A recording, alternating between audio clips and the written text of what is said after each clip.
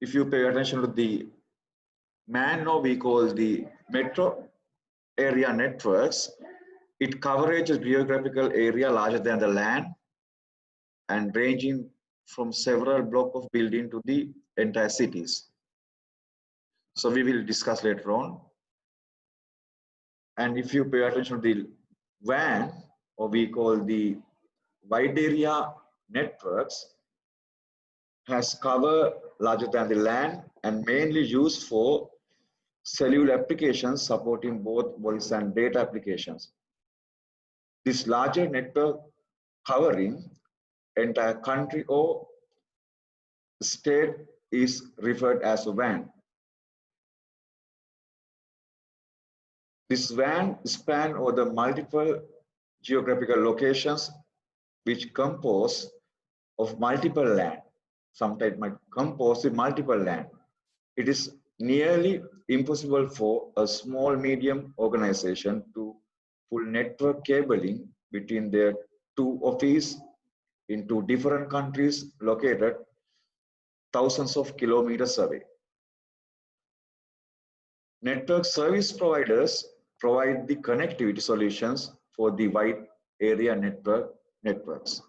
Keep in mind that the network service providers, or we call the ISPs or internet service providers, provide the connectivity solutions for the wide area network. Basically, it is cover the large geographical area. It might be a country or continent based. So based on the size of the network, you can categorize those, or you can classify the networks into PAN, LAN, MAN, and WAN.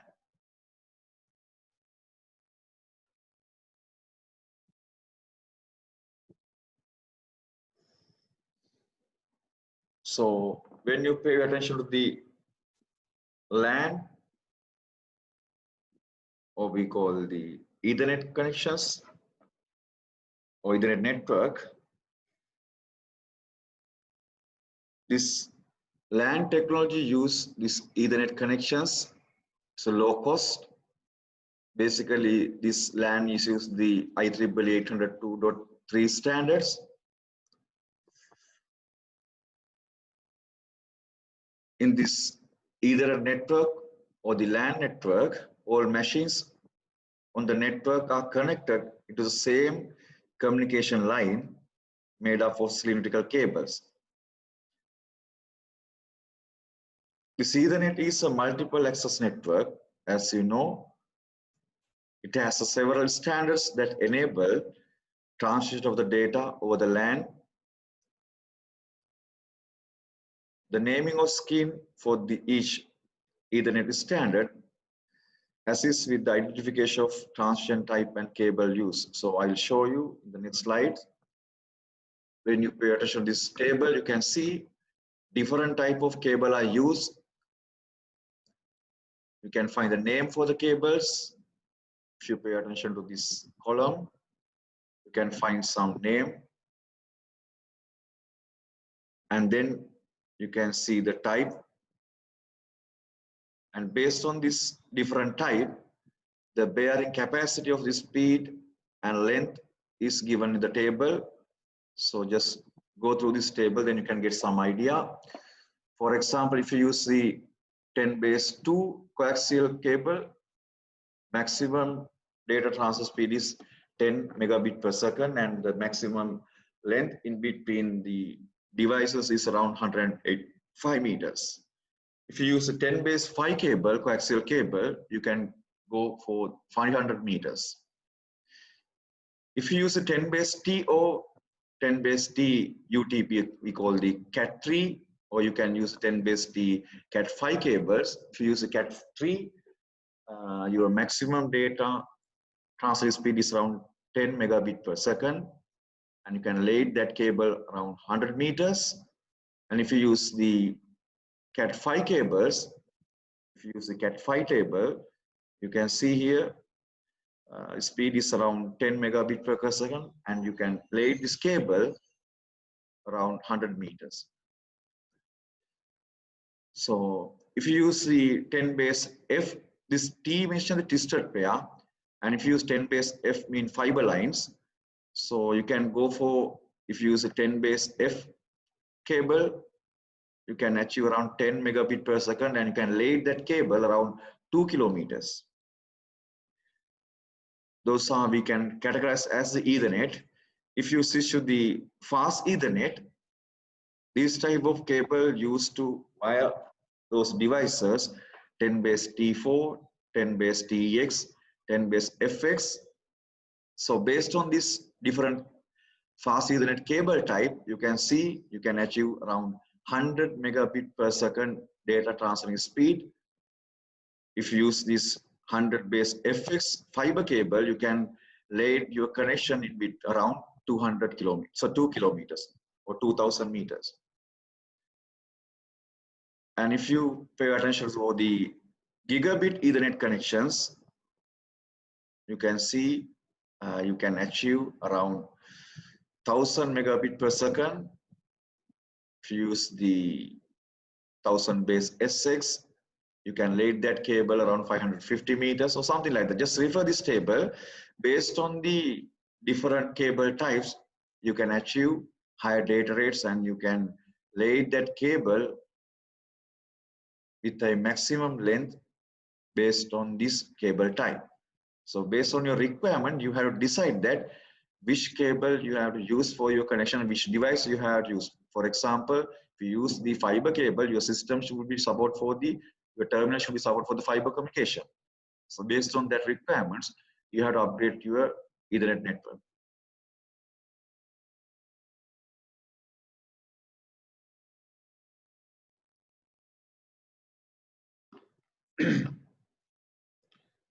Just look this table, then you can get some idea.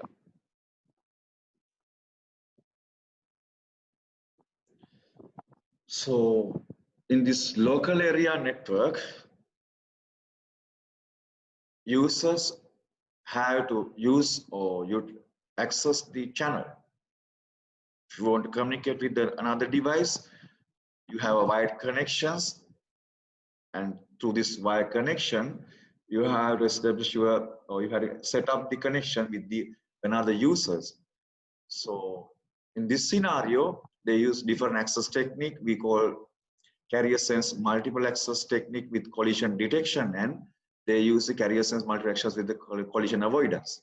So there are two types, especially this carrier sense multiple access with collision detections used in the wired connection, and this carrier sense multiple access with the collision avoidance technique we use for the wireless LAN connections. So we will see for the wireless, we use the collision avoidance techniques, especially in the wired connections, we can use this CD as well as CA also, no problem.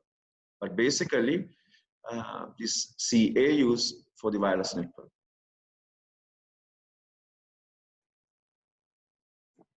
If you pay attention for the carrier sense multiple access for the collision detections, always devices sense the channel before they put the data into the channel, or before they transmit the data, they sense the channel prior for the actual data transmission. So keep in mind that it senses the channel, whether collision happened or not, or something like that, sensing whether the channel is busy or not before the actual data transmissions.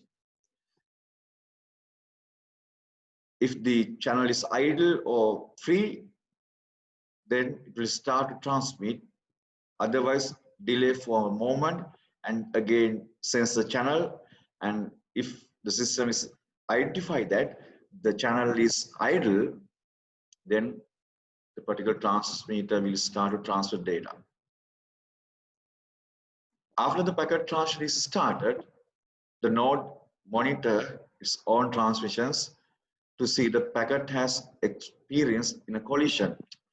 When you put the data into the channel or the link or connection, sometime in the meantime, another device might be drop the data packet to the channel. Under that scenario or the condition, due to that incident, the collision might be occur. Especially this is wired connection. If you use the wired connections, you can detect this collision. But if it is wireless connections, wireless network, then you can't detect the collisions. That's the issue here. Keep in mind that if it is wired connections, you can sense the channel and you can detect the collisions. But if it is a wireless connections, you can't detect the collisions. Therefore, in wired connection, we can use this collision detection technique.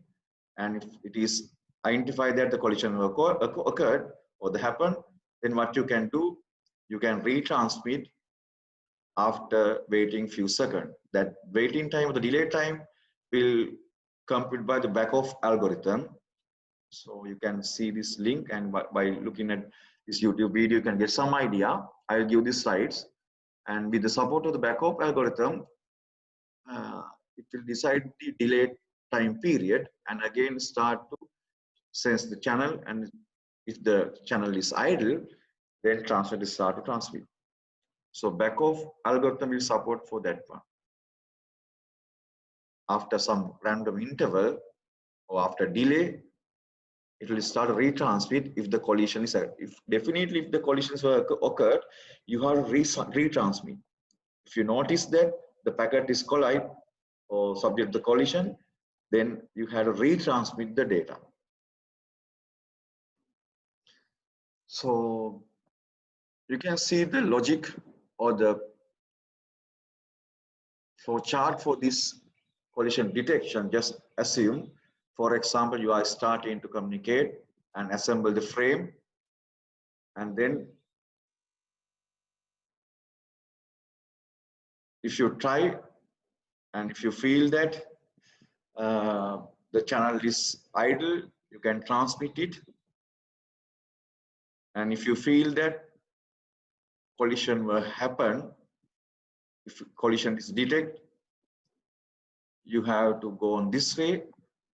If you didn't experience of any collisions, you can complete the transmission. You can finish the transmission, and then if the transmission not finished, and again you have to transfer the next bit of the frame. If the transmission is successful, then you can wind up your transmission. So if the first attempt is not success, again you have to sense the channel, again you have to sense the channel, and it's kind of loop. You have to detect if the attempt is success, then you can transmit. So this flowchart represents the process of this collision detection mechanism used in the carrier sense multiple access in the LAN network.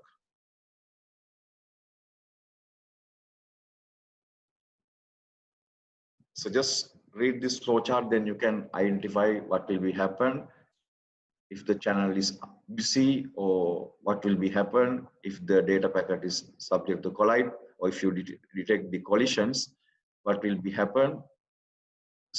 Simple chart, you can get the idea what will be happen in the carrier sense multiple access in collision detection technique. Just go through this slide, then you can get some idea. So I have request, we have take attendance, therefore please put your register number into chat box, then I'll take that one as attendance. I have request from you, please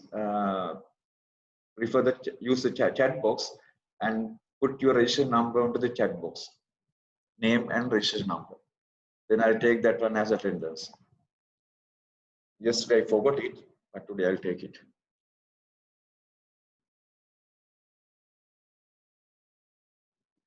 In addition to that, I will put this lecture into the YouTube, and then you can refer that one.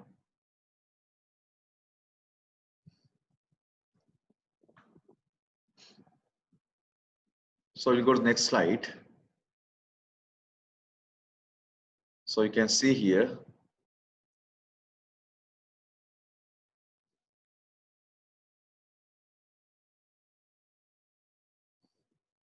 so when you transmit some data, when the channel is idle, you can success your communication. But If the channel is busy or something, you can't transfer the data packets. But keep in mind that when you sense the channel, sometimes you might experience that channel is free. At the same time, another device might be try to transfer the data. So if the both parties is notice that the channel is idle or something, then both parties start to put the data. For example, you can see here host A sends the channel and host C also sends channel at the same time. Then both party notice that the link is idle or no traffic. Then the both party want to put the information or need to make a communication with the B. So if you drop the packet to the channel, you can see here at the same time collision may happen. Or your data packet might be jammed if you put your data in the same time. That issue is there. That issue is there. When you sense the channel, sometime you might experience that channel is idle. But when you start to do the transmission, then you can experience that your data packet might be jammed on the channel. The reason is when you sense the channel, at that time, channel might be idle, no traffic, then you start to transmit, but the same time, parallelly, another user might be use your shared channel, then your data packets might be jammed.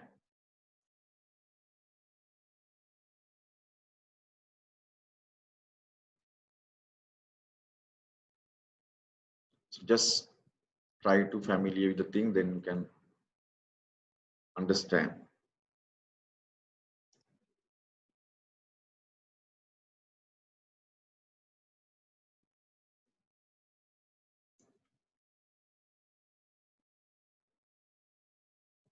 So if the both channels are free for the receiver and transmitter, then you can success.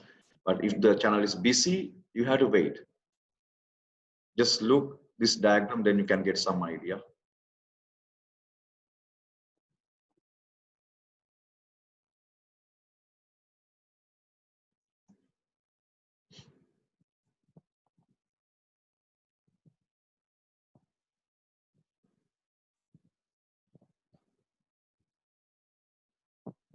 By looking at this figure, you can get some idea.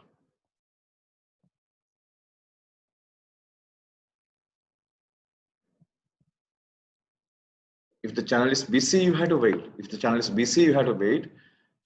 If you feel that channel is free, then you can transmit. But if both party or two parties start to share the channel or the resources, then collision may occur.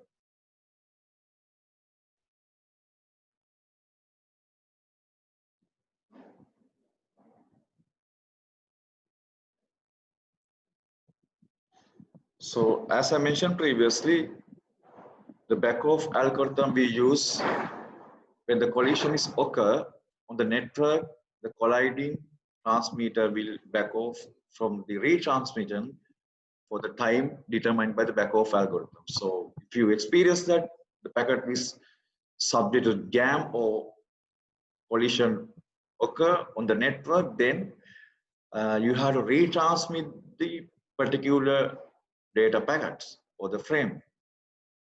At that time, you have to wait for small time period. That time period will determined by the back-off algorithm. Just search on the internet, then you can see the behavior of the back-off algorithm. With the support of that back-off algorithm,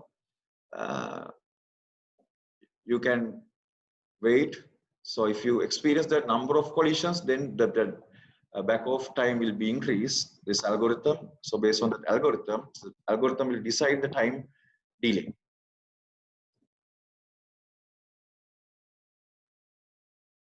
If you consider this carrier says multiple access with the collision avoidance, basically this collision avoidance techniques we use in the wireless LAN network. The reason is if the collision occurred, we can't detect the collisions if it is a wireless connection. If it is a wired connection, you can experience that electric fluctuation. due to the electric fluctuations, you have a channel or you have a cable connections. If you experience that collision workout, you will get some feedback.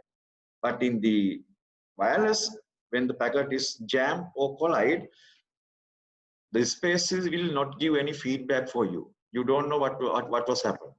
Therefore, in the wireless network, you had used different technique. The reason is in the wired connections, you can detect the collisions.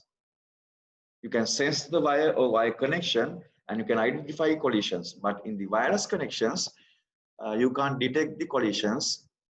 Therefore, we had used another access technique we call the carrier cells multiple access with collision avoidance. You have to avoid the collisions because you are not getting any feedback when the collision occurs. If the packet is jammed, you are not getting any feedback from the space. In carrier cells multiple access with the collision avoidance, node attempt to transmit only when the channel is sense idle. So they are confirmed that channel is idle, then will start to do the transmission. So therefore, system has to sense the carrier, initially not listen to the shared channel, whether another node is transmitting or not. In the collision avoidance, if the another transmitter is sensed, the node wait for random amount time and listen again. So if you feel that the channel is busy with the another successful communication or with the data packets, then you have to wait for a moment and then again you have to listen to the channel to avoid the collisions. To achieve this requirement, they use the two messages we call request RTS and CTS, or request to send and clear to send. Before you want to transmit, you have to send this RTS, or we call the request to send. If the receiver will accept this one, and then they will grant the allocations for to establish the connection. And once they start to transmit, then others will wait for a moment. And then once you complete your communication, then you are sending another message we call the clear send or the CTS message. Then you will wind up the connections. So with the support of these two messages we call the RTS, CTS, you can accomplish your access based on this collision avoidance. When the CTS received, the transmission happen where the entire frame is sent completely instead of the bit. So once you complete your communication, then you are receiving the CTS. So this is the algorithm. You can get some idea what will be happen in the collision avoidance. Just assume start process is here. You are starting from here and then assemble the frame for transmission and sense the channel. If the channel is idle, you can transmit. If the channel is busy, you have to wait for random backoff time. The backoff algorithm determine the time delay. And once you wait for a moment, and again you have to sense the channel and see whether channel is idle or not. If you feel that still channel is not idle, then again you have to wait for another moment, and again you have to sense the channel, and circle is here. You have to detect. So if you experience that channel is idle, then you have, or you are a sender, you will transmit the RTS to the particular corresponding party. And then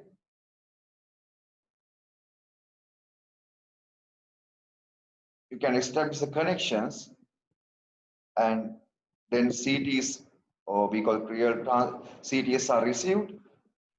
Then you have to switch back to here.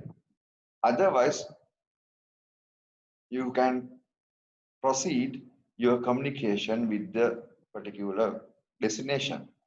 And If you receive the again CTS, that communication link is over, and again you have to sense the channel. So until you are getting the CTS message, you can continue your communication with the destination, and you can transmit the application data to the receiver if you are not received the CTS. And this is the process. By looking at this flow chart, you can get some idea about this CSMA collision aversion process. This is called collision avoidance. This process is depicted from this flow chart. This one represents the RTS-CTS exchange process. With the support of this exchange process, you can minimize the collision, especially in the wired connections. You can use the collision detection technique, but if it is a wireless technique, basically we use this collision avoidance technique. The reason is, in the wire connection, if you experience the collision, you can get some electric spike or signals, but in the wireless, you are not getting any feedback. Therefore, you have to avoid those collisions. By avoiding this collision, you have to continue your communication.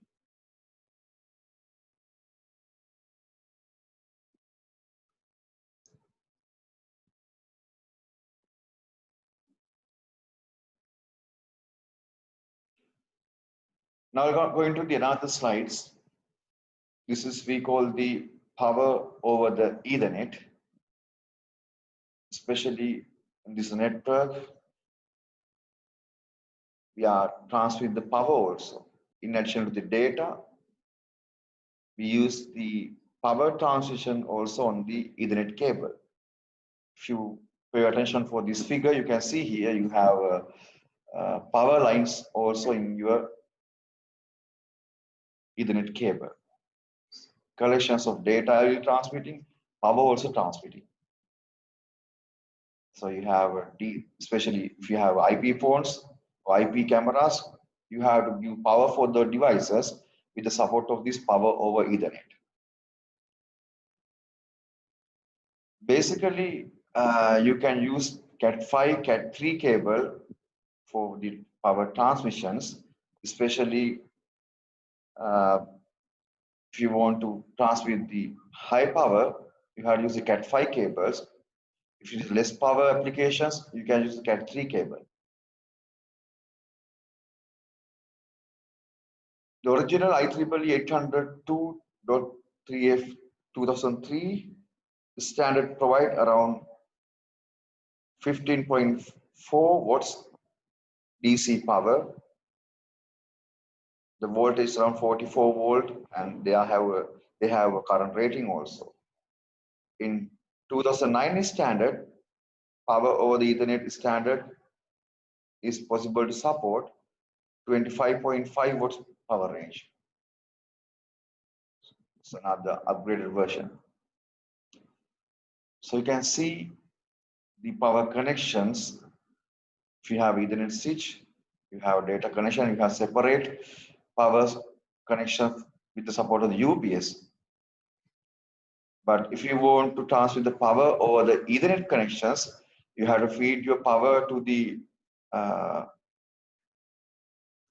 this Ethernet hub, or we call the power over Ethernet hub, and then you have a data connection for this hub, and then when you transmit the data packet or the frames, the power connection also there. These devices operate with the support of this Ethernet power. So this device is energized by this UPS, and then with the support of this Cat5 and Cat3 cables, Cat3 and Cat5 cables, you can transmit the power also in addition to that data.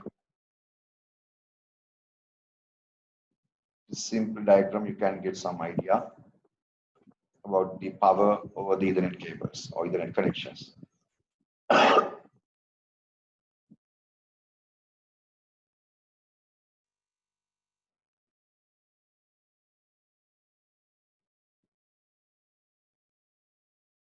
Then I'll go to another slide.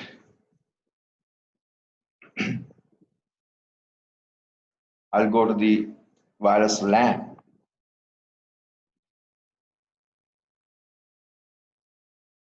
As I mentioned previously, WAN has covered a large than the LAN and mainly used for the cellular applications and voice and data applications. Spans over the multiple geographic locations, which is composed of multiple LANs. It is nearly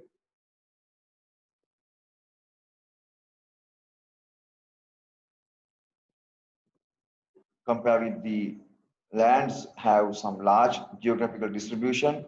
Sometimes this network is deployed on the country or continental wise.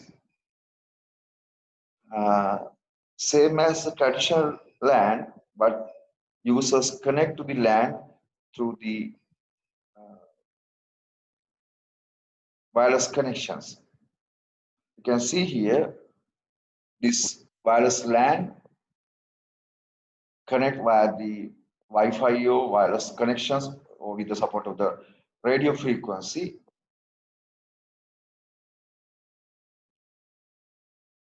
And this signal is received over the air or the free space, and you have a number of devices and you have access point.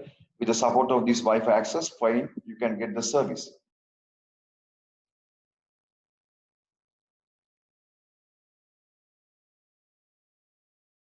Basically, this wireless LAN operate in frequency band around 2.5 gigahertz to 5 gigahertz. As you know, if you use this IEEE 802.11 specifications, 2.4 gigahertz support for maximum data rate around 1 to 10 megabit per second. And if you use 2.4 gigahertz support, maximum data rates around 11 megabit per second. And this 5 gigahertz support for around 54 megabit per second. Just aware with this data rate, that's enough.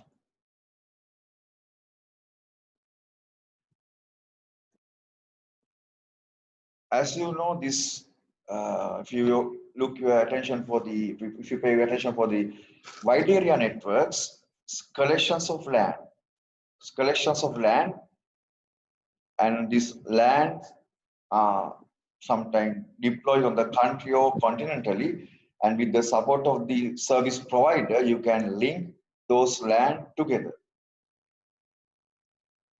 Basically, this one deploy in the large geographical area, as you know, and these devices connect with the support of the internet service provider or the service providers.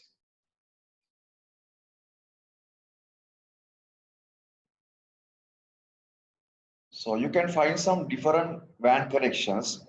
Basically, WAN connections are deployed throughout the country, or you can connect number of countries, or you can connect the networks which are spread on the continental wise. And then this concept you can experience in different area. The first one we can discuss as the lease line. It's kind of point-to-point communication. Just assume you have one LAN here. Just assume you have one LAN here. You have another LAN connections here. And with the support of the lease line connections, you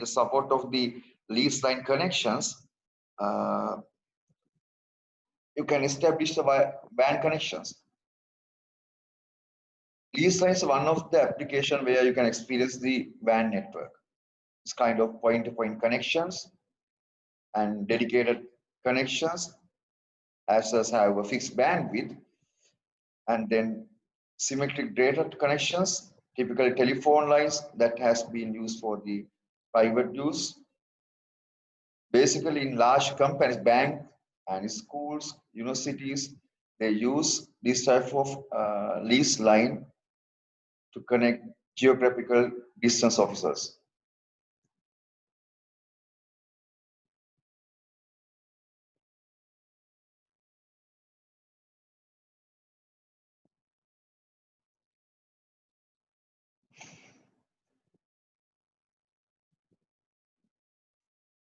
So this uplink connection, lease lines always, as you know, active. You can get service at any time. So these link have different speeds. You can experience that E1 link, T1, T2, T3 links. Those lease line have different data rates based on the customer requirement. You have to select the appropriate lease line connections. So E1 you can achieve around maximum 2.048 megabit per second speed. So depending on the trunk type, T1 trunk or T2 or T3, you can go for higher data rates. You can go for higher data rates. Another example for the wide area network connection is a frame relay. This frame relay also kind of connection oriented packet switch network. You can experience those are used in the wide area network connections, especially in banking, ATM machines also use this frame relay concepts. It's kind of fast communication technique rather than packet IP packets.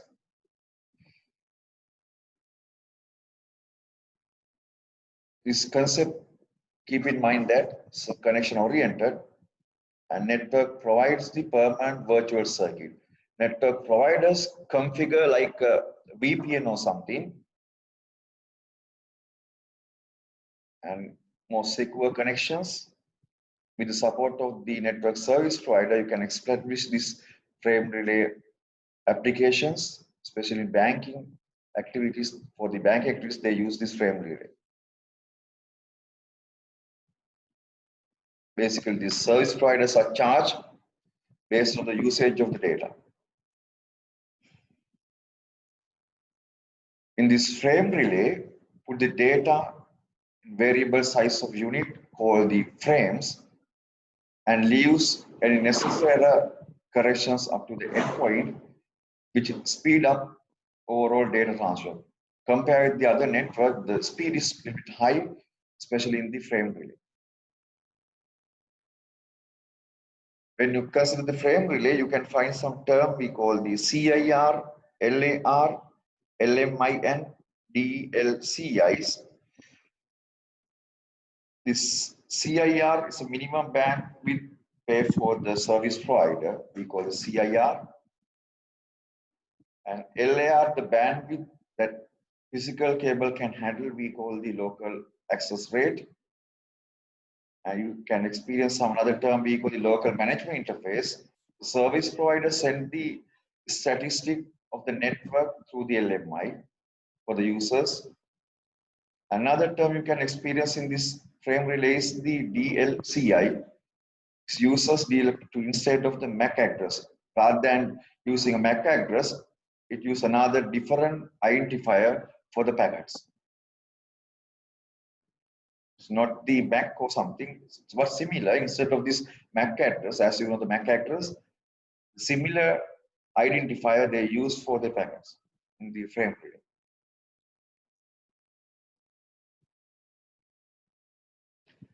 So, if you consider the ISDN, or we call the Integrated Services Digital Network, that one also belongs to this WAN connections. This is digital version of the public switch telephone network and circuit switching network used for the voice, data, and video transfer. Earlier, very famous technique, this one, but now you have different technologies. But in 1990, 1995, during that period, this ISDN was the interesting WAN connection, especially in telecom people.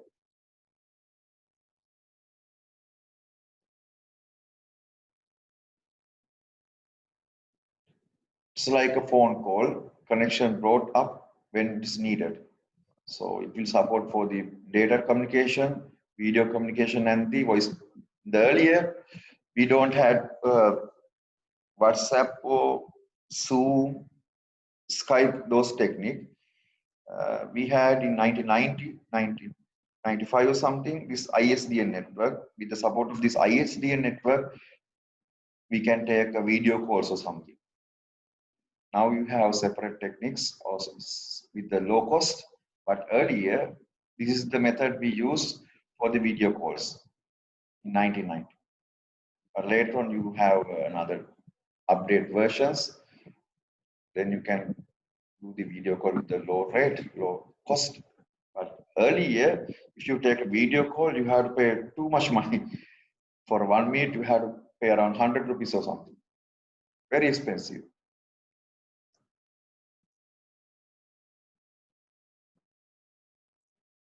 So this is another example for the wide area network. As you know, you have here that the ADSL connection in 2000, in the early, yeah, in 2000, 2001, 2003 or something, close to that period, we use this ADSL connection to go for the internet.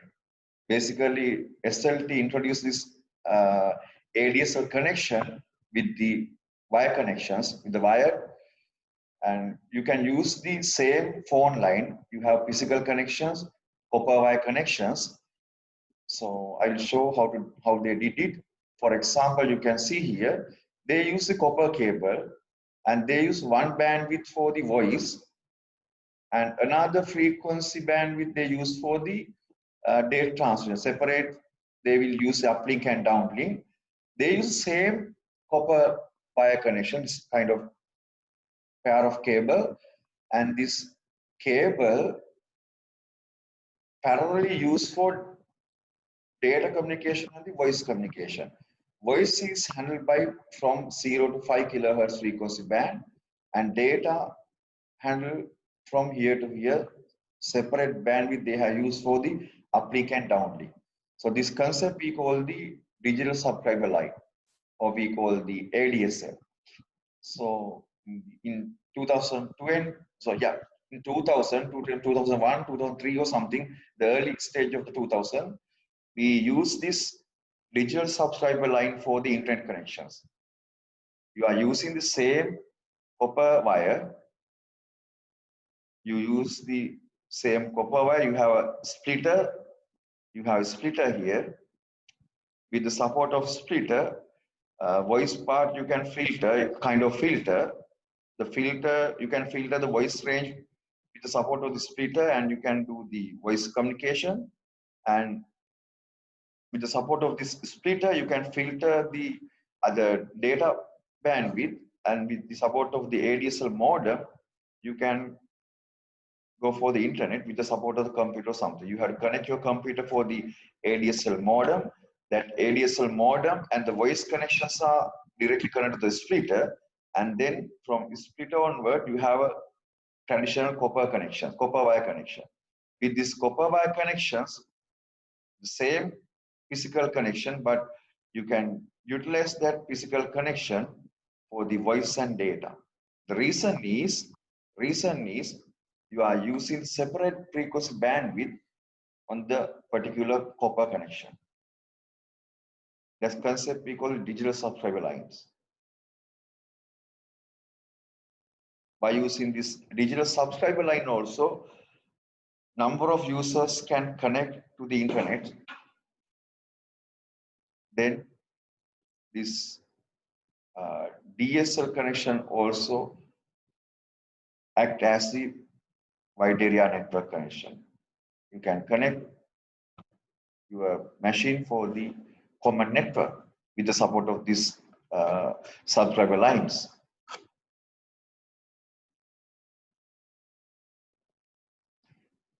This is another technique we can experience is wide area network connections. That one we call the worldwide interoperability for the microwave access, or as you know, WiMAX. Very famous term we call the WiMAX.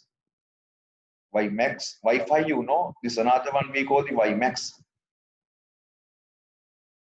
It's a wireless communication standard and provide 30 to 40 megabit per second data speed. You can use this one for the voice as well. Not only the data, you can use this WiMAX connection for the voice connections. IEEE 800 2.16 standard were used for this WiMAX technology, especially this kind of multi-point wireless access technique.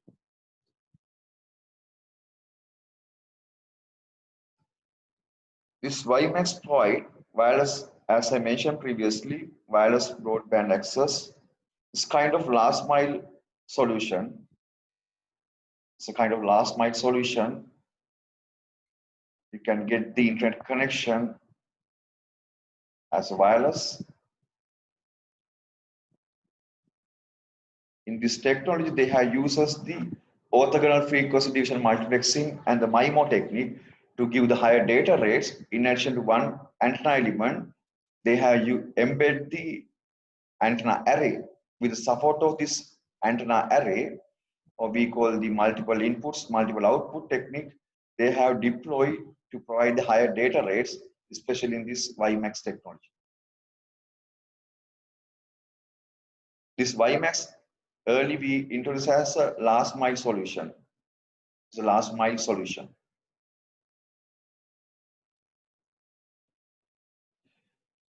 In addition to that, discuss the area, you can experience this WAN connection in the LTE also. That one we call the long-term evaluation. So standard for this wireless data communication technology and evaluation of the UMTS and GSM standards. So as you know, the UMTS also kind of wide area network connections. So all standards are defined by the 3GPP. You can search in the internet these 3GPP documents. They have defined the all format what they use to deploy this LTE technique, especially to connect the number of users who are spread in large geographical area, like a country-wise or the continental-wise. In this LTE, basically we use a digital signal processing technique for transmit the data. So this is a conclusion or comparison in between the LAN and WAN. Last slides. So just read this slide, then you can get some ideas, kind of conclusion for the LAN and WAN comparison. As you know, this LAN is a private computer network that connects computer in a small physical area or small office or single building. But in the wide area network, it connects office which are located in different geographical locations. This WAN depends mainly on the internet service provider. As you know, internet service provider give the connection or establish the physical connections in between this office or in the building. If you go to the second point, the LAN has a higher bandwidth rates.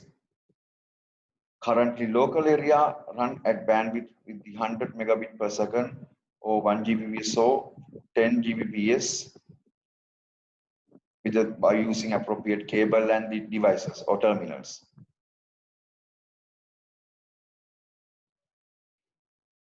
It's kind of comparison. If you go for the third point, this LAN bandwidth rates are almost constant in the local area networks. But in the WAN, you can achieve higher data rate with having appropriate connection solutions. Basically, internet service provider will provide the facilities.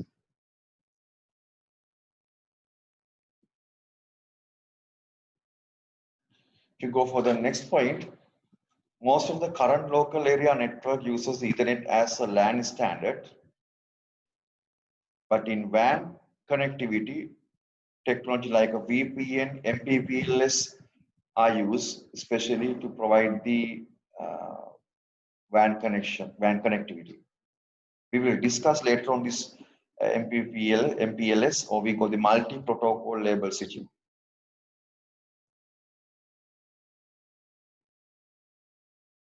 Just read the next one.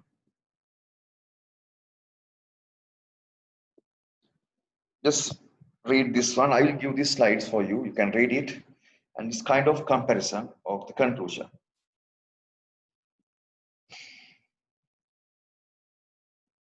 As you know, for the local area network, the running cost is less, but for the wide area network, you have to pay too much money for the service provider.